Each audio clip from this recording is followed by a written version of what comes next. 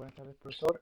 Ahora procederé a explicarle cómo resolví mi certamen número 2, paso por paso. Dejaré aquí al lado una imagen del certamen. Bueno, para comenzar nos pide la potencia aparente activa-reactiva.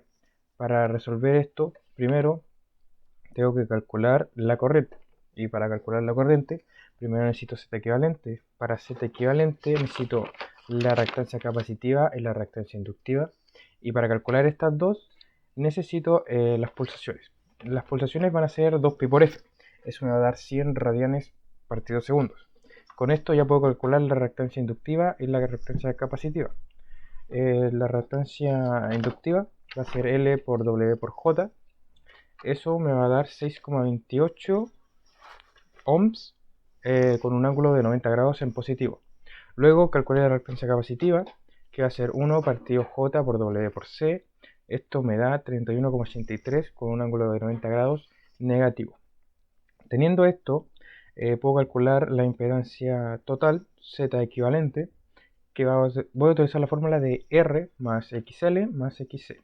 Teniendo cada uno de los datos ya listos, vamos a reemplazar. La resistencia va a ser 20 con un ángulo de 0 grados, obviamente, no es necesario colocarlo, más J por 6,28, que ya lo habíamos calculado, que es XL, más XZ, que es 31,83. Esto nos va a dar una Z equivalente de 32,45 con un ángulo de menos 51,95.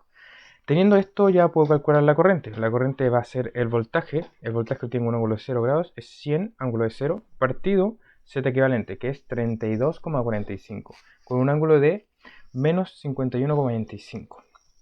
Esto nos va a dar un resultado de 3,08 amperes y un ángulo de 31,95.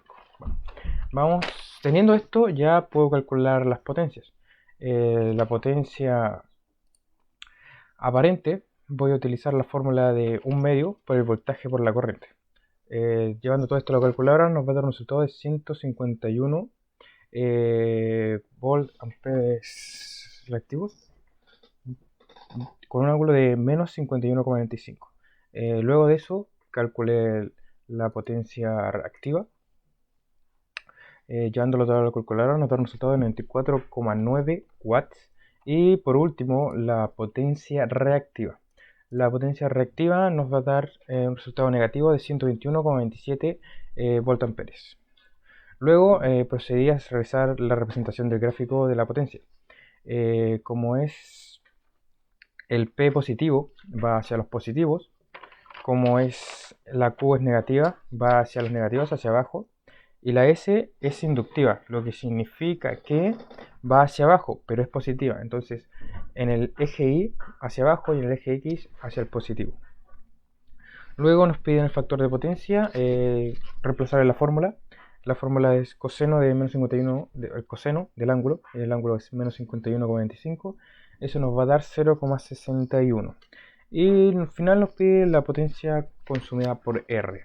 Vamos a calcular el voltaje en R, que va a ser 20 ángulo de 0 por 3,8 ángulo de 51,45. Eso nos va a dar un resultado de 61,6 con un ángulo de 51,45. Teniendo esto ya podemos calcular la potencia, que va a ser el voltaje en R, en R, partido raíz de 2.